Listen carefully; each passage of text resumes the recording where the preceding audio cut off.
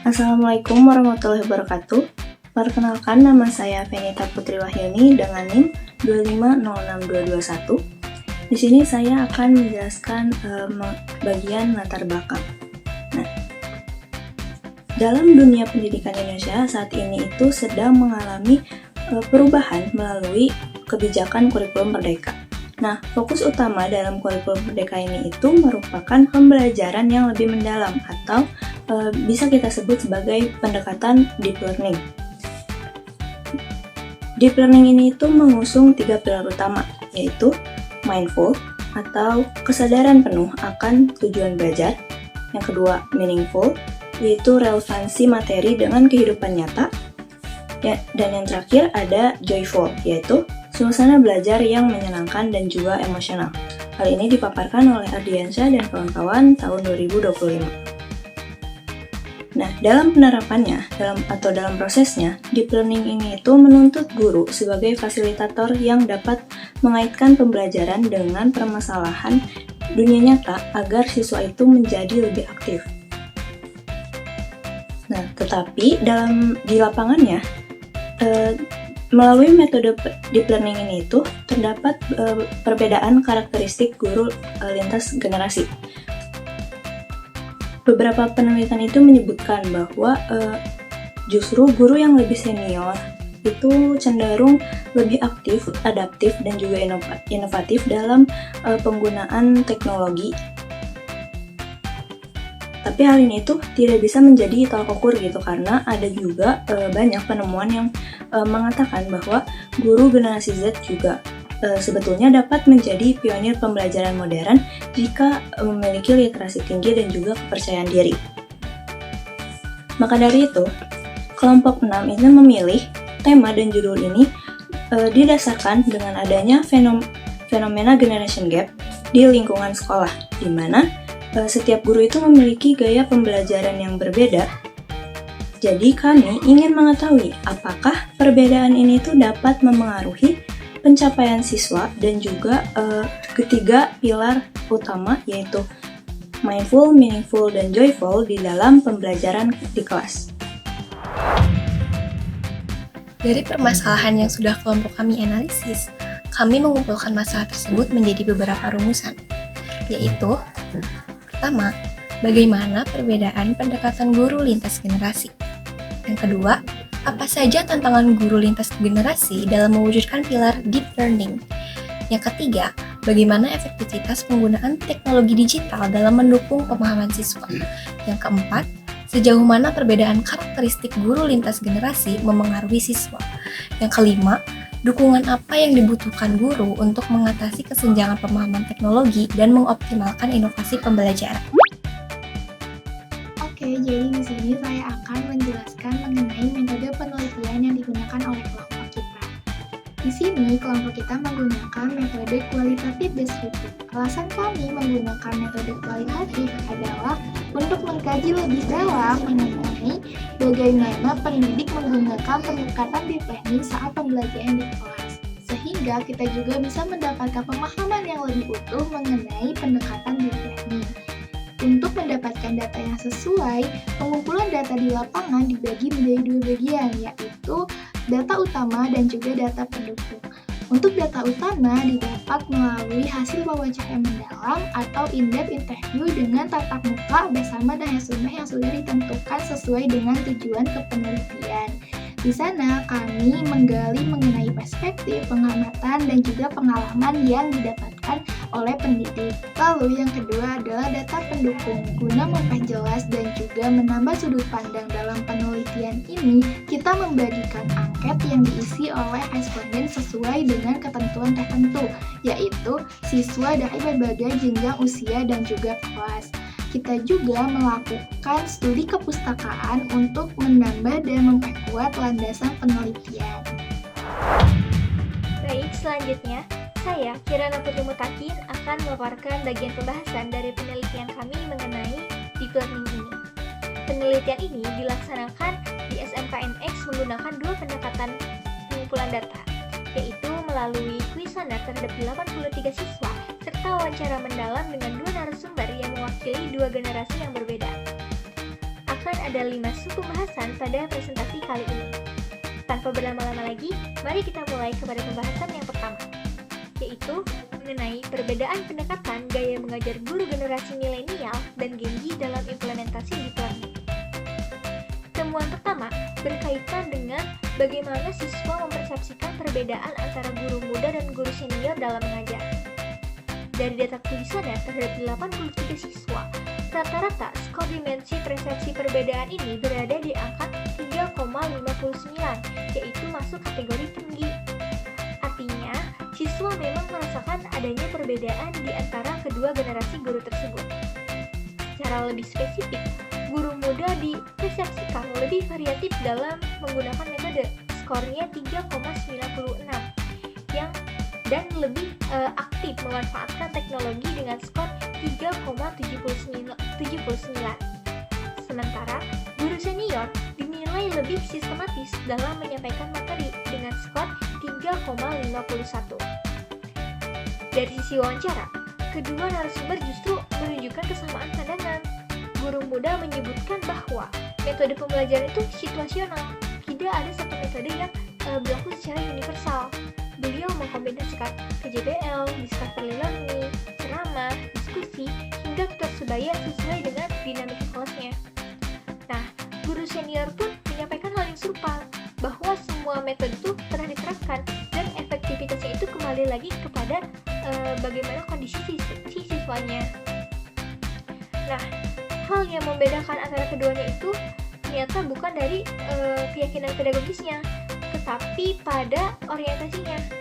Guru muda itu lebih condong ke teknologi dan proyek, sementara guru senior menekankan penguatan logika dan latihan berulang yang sistematis atau terstruktur. Nah, dapat kita tarik kesimpulan bahwa memang perbedaan antara generasi ini itu ada, tapi dampak terhadap persepsi siswanya itu tidak sedramatik yang sering diasumsikan. Keduanya memang dinilai relatif setara oleh para siswa. Selanjutnya, kita masuk ke pembahasan yang kedua, yaitu mengenai tantangan guru lintas generasi dalam mewujudkan pilar mindful, meaningful, dan joyful. Nah, temuan kedua menyoroti tentang tantangan yang dihadapi guru dari generasi manapun dalam mewujudkan 3 pilar utama deep learning ini, yaitu mindful, meaningful, dan joyful. Dari data kuesioner, dimensi motivasi dan kepercayaan diri siswa itu memperoleh skor terendah, yaitu sebesar 3,34 yang berada pada kategori sedang. Nah, sementara dimensi kognitif seperti pemahaman konsep, berpikir kritis, dan keterlibatan siswa sudah berada di angka 3,62 hingga 3,65 atau pada kategori yang tinggi. Ini menunjukkan bahwa secara kognitif pembelajaran berjalan baik, tapi dimensi efektif belum sepenuhnya terpenuhi. Dari data terbuka, keluhan yang paling sering muncul itu bukan soal sulitnya materi, melainkan soal tempo penyampaian yang terlalu cepat dan penjelasan yang kurang mendalam. Nah, kedua narasumber mengakui tantangan ini dengan cara yang berbeda. Guru muda itu mengatasinya melalui kesepakatan belajar di awal semester dan pendekatan personal dengan logika bahwa siswa itu perlu menyukai gurunya terlebih dahulu agar motivasi tumbuh secara autentik. Guru senior menambahkan bahwa hambatan terbesar itu justru bukan dari kemampuan akademiknya, tetapi dari kemauan siswa tersebut untuk belajar. Faktor luar seperti kondisi keluarga yang kurang kondusif juga turut mempengaruhi fokus siswa. Nah, sejalan dengan hal itu, Mailasari dan Luciana 2025 menegaskan bahwa joyful learning tidak bisa dipaksakan. Ia memang harus dibangun secara bertahap melalui relasi, kepercayaan, relevansi materi dengan kehidupan siswa. Nah, ini menjadi tantangan nyata yang tidak bisa diselesaikan hanya dengan inovasi dengan metode yang sama atau hanya dengan metode semata saja gitu. Baik, mungkin untuk penjelasan selanjutnya itu akan diteruskan oleh rekan saya. Nah, sekarang kita masuk ke poin seberapa efektif sih penggunaan teknologi digital kalau misalkan kita lihat dari perbedaan generasinya. Kalau dari data kuesioner yang diisi oleh 83 siswa SMK itu menunjukkan kalau memang benar guru muda itu dipersepsikan lebih sering pakai teknologi di kelas daripada guru senior. Tapi kalau misalkan kita lihat dari skor kemampuan berpikir kritis siswanya, hasilnya itu hampir sama persis antara kelas guru muda dan kelas guru senior. Jadi artinya teknologi itu bukan faktor yang paling menentukan. Yang menentukan itu adalah bagaimana teknologinya dipakai, bagaimana cara pengaplikasian teknologinya ke tujuan pembelajaran. Apakah punya tujuan yang jelas atau cuma biar kelasnya terlihat lebih modern aja. Nah, kalau misalkan dari hasil wawancaranya, guru muda itu di sini mendukung banget penggunaan AI dan teknologi digital. Tapi ada satu prinsip yang beliau pakai, yaitu teknologi itu tidak boleh lebih pintar dari siswanya. Jadi siswanya itu harus lebih pintar dari teknologi. Dan jangan sampai teknologi itu memperalat siswanya. Jadi teknologinya itu bukan buat hiburan atau main-main aja, tapi buat konteks belajar yang lebih nyata. Nah, kalau misalkan dilihat dari pandangan guru senior, itu sebenarnya mirip tapi caranya beda. Kalau misalkan menurut guru senior itu, teknologi itu boleh dipakai tapi hanya sebagai sumber referensi atau sebagai alat bantu untuk pelajaran akuntansi. Nah, di pelajaran akuntansi, logika berpikir siswa itu harus dipakai banget. Jadi nggak semuanya bisa diserahin ke AI. Jadi siswanya itu harus tetap dituntut untuk berpikir sendiri. Nah, sering kita pikir kalau misalkan hambatan terbesar dari teknologi itu soal fasilitas, kayak misalkan proyektornya rusak, laptopnya nge-lag, atau internetnya lemot. Tapi ada penelitian terbaru di 2025 yang justru bilang sebaliknya, kalau misalkan hambatan terbesarnya itu bukan ketersediaan teknologinya, tapi kemampuan guru untuk menggunakan secara pedagogis. Jadi artinya laptopnya itu ada, aplikasinya ada, tapi kalau misalkan cara integrasiin ke tujuan pembelajaran atau ke kegiatan belajar mengajar itu masih kurang, maka hasil yang diperoleh juga bakal kurang optimal ke siswanya. Terus kalau misalkan ditanya ke siswanya, mereka lebih suka pembelajaran kayak gimana? Mereka itu lebih suka pembelajaran yang pakai kuisis atau misalkan video atau games interaktif seperti itu. Karena menurut mereka yang kayak gitu membuat suasana belajar itu enggak jadi monoton atau membosankan gitu.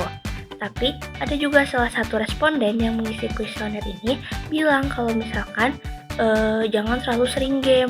Nah, ini tuh menunjukkan siswanya itu sadar gitu kalau misalkan teknologi yang menyenangkan itu belum tentu bikin mereka lebih paham ke materinya gitu. Jadi malah cuman dapat seru-seruannya aja, main-mainnya aja, tapi materinya itu belum tentu paham di merekanya. Nah, masuk poin selanjutnya, yaitu seberapa besar sih pengaruh karakteristik guru terhadap semangat belajar siswanya. Jadi dari hasil wawancara itu, yang paling berpengaruh terhadap proses belajar siswa itu bukan di metode yang dipakai oleh guru tersebut, bukan juga teknologinya dipakai atau enggak, tapi relasi atau kedekatan antara guru dan murid. Jadi kalau dari guru muda sendiri itu punya kedekatan yang tinggi dengan siswanya. Nah, walaupun begitu, kedekatan ini tuh bisa dibilang sebagai tantangan juga karena siswanya itu bisa jadi lupa batasan ke guru mereka sendiri gitu. Jadi kadang melewati batas tidak seperti guru sama muridnya gitu. Jadi lebih ke teman gitu. Nah, kalau misalkan kayak gini dibiarin itu, suasana kelas itu bisa kacau karena mereka bisa terlalu menganggap santai terus jadi seenaknya kepada guru muda. Nah, sementara itu guru senior itu lebih menghadapi tantangan dari sisi lain.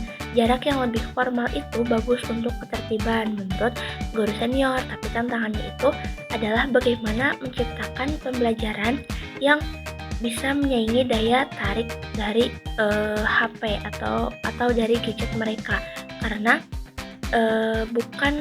karena guru itu gak bisa langsung melarang mereka nggak boleh pakai HP atau sebagainya. Guru itu justru harus menciptakan suasana kelas yang bisa semenarik mungkin gitu. Jadi si siswa itu di kelas enggak terasa bosan gitu. Nah, lalu dari data kuesioner itu kita bisa dapat hasil bahwa banyak siswa yang merasa kesulitan itu bukan gara-gara materinya yang susah, tapi gara-gara menurut mereka cara penyampaian guru terhadap materi tersebut itu kurang cocok di gaya belajar mereka. Ada beberapa responden yang menulis bahwa kesulitan memahami materi kalau misalkan gurunya terlalu cepat menjelaskan. Ada juga yang menuliskan kalau waktu mereka belum paham tapi si guru tuh terlalu maksa mereka buat paham. Nah, ini menunjukkan bahwa adanya kebutuhan diferensiasi cara mengajar dan belum sepenuhnya bisa mendapatkan solusi yang baik. Lalu hasil dari responden atau siswa-siswa SMK ini itu didukung oleh penemuan atau penelitian dari Rahmadani dan Kamalia pada tahun 2023 yang menemukan bahwa 94% studi itu membuktikan strategi berdiferensiasi berdampak positif pada hasil belajar. Artinya, menyesuaikan cara mengajar dengan kebutuhan siswa itu sekarang menjadi lebih kepada kewajiban gitu, dan berlaku untuk guru dari generasi manapun. Artinya tidak memandang generasi, mau guru itu dari milenial, Gen Z, atau misalkan baby boomer, bahkan mereka itu dituntut untuk dapat menyesuaikan cara mengajar dengan kebutuhan setiap siswanya. Nah, kalau misalkan kita bandingkan secara langsung, guru muda itu membangun motivasi atau semangat belajar siswanya itu lewat kedekatan emosional dan relevansi teknologi. Jadi siswanya itu merasa guru itu berbaur atau bagian dari mereka gitu, karena siswa bakal merasa guru itu nyambung sama mereka. Nah, kalau misalkan guru senior itu membangun motivasi atau semangat belajar siswanya itu dari konsistensi dan kedalaman materi, karena kalau misalkan guru senior kan pasti banyak pengalaman mengajarnya dan lebih bisa memperdalam di materinya gitu. Jadi siswa itu percaya karena gurunya itu menjelaskan dengan jelas, terus terstruktur dan bisa diandalkan. Sebenarnya, baik dari guru muda atau guru senior ini, keduanya itu punya cara yang berbeda tapi tetap efektif. Nah, tantangannya itu gimana masing-masing generasi mau beradaptasi lebih jauh untuk menjangkau semua tipe siswa yang pastinya berbeda-beda. Nah, kesimpulannya adalah karakteristik guru ini berpengaruh langsung ke semangat belajar siswa, bukan lewat metode atau cara mengajarnya, tapi bagaimana guru itu membangun relasi dan menyesuaikan diri dengan siswanya.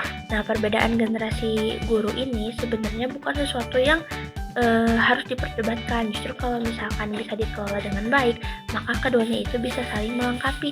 Misalkan guru muda bawa energi atau relevansi, nah guru senior itu membawa kedalaman dan konsistensi. Mungkin cukup sekian penjelasan materi dari saya. Wassalamualaikum warahmatullahi wabarakatuh. Saya Sarah Putri Nur Azkia dengan NIM 2511121. Di sini saya akan menjelaskan hasil analisis yang telah kelompok kami lakukan mengenai dukungan sistematik yang dibutuhkan oleh guru Gen Z dan juga milenial untuk mengoptimalkan inovasi pembelajaran. Berdasarkan data penelitian, tantangan utama dalam implementasi deep learning adalah kurangnya pelatihan dan dukungan manajemen sekolah. Nah, hal ini tuh sejalan dengan temuannya Zuarminsen pada tahun 2024. Padahal data kuesioner yang kita dapatkan yaitu menunjukkan bahwa siswa tuh sangat menyukai pembelajaran yang bermakna seperti praktik langsung sebesar 35% dan contoh nyata yaitu 25%, serta yang terakhir yaitu diskusi kolaboratif yaitu sebesar 20%. Nah, oleh karena itu, merujuk pada kajian Murdisin dan lain-lain, serta Ovita dan Suriri pada tahun 2023.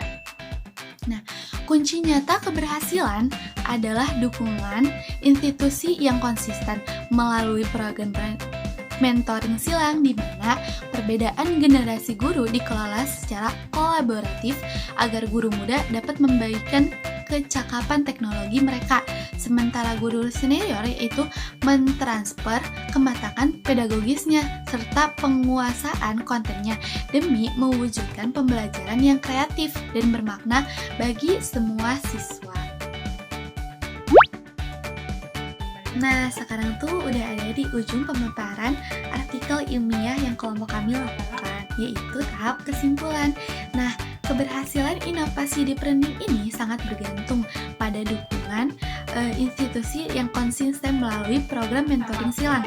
Nah, melalui program ini, guru muda dapat membagikan kemampuan teknologinya, sementara guru senior membagikan kematangan pedagogisnya dan penguatan dan penguasaan materi pembelajarannya.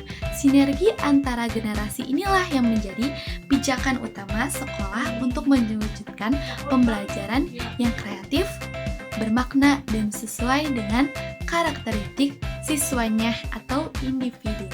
Terima kasih. Sekian yang kelompok kami sampaikan.